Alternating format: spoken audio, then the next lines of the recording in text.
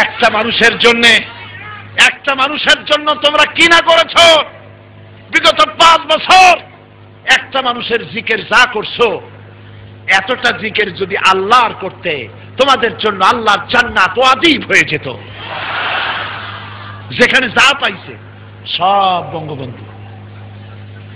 নির্বাচনের আগে উত্তরবঙ্গ থেকে এক বিদেশি যাচ্ছে ঢাকায়, কোনোদিন বাংলাদেশে আসে নাই। যমুনা সেতুর কাছে গিয়ে বলছে, তোমাদের দেশে এত বড় ব্রিজ, গরিব দেশ এটা। কয় আছে তো, বিরাট ব্রিজ আমাদের। এটার নাম কি? এটার নাম বঙ্গবন্ধু ব্রিজ। আচ্ছা,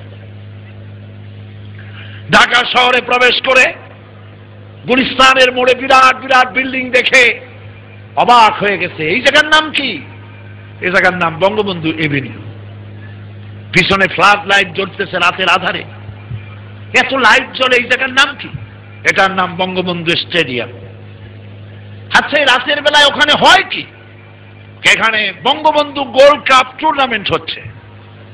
বিদেশি বলল, তাহলে তো দেখতেই হয়, চলো যাই। খেলা দেখতে গেছে, খেলায় হার জিত আছে। যারা হেরেছে পাইকারি দরে ইট মারা আরম্ভ করছে।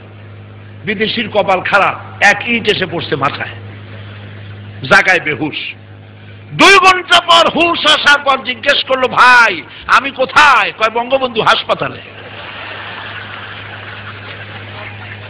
এবার লোকটি বলছে যে, ভাই তোমাদের পায়ে ধরি, আল্লাহর রাস্তায়, এরপরে আমারে আর বঙ্গবন্ধু গোরস্থানে নিয়ে যেও না। আমার প্রিয় মুসলমানেরা, আয়নায় মুখ দেখুন, আয়নায় চেহারা দেখুন। 5 বছর একটা মানুষকে প্রতিষ্ঠার কাজ করেছেন, দেশ গড়ার কাজ করেন নাই। মুসলমানদেরকে নির্যাতন করেছেন, আলেমদেরকে নির্যাতন করেছেন, মাদ্রাসার ছাত্রদেরকে নির্যাতন করেছেন। আপনারা তওবা পড়ুন, আলেমদেরকে ভালোবাসতে শিখুন, মহব্বত করুন মানুষকে। ভারতের পা চাটা বাদ দেন।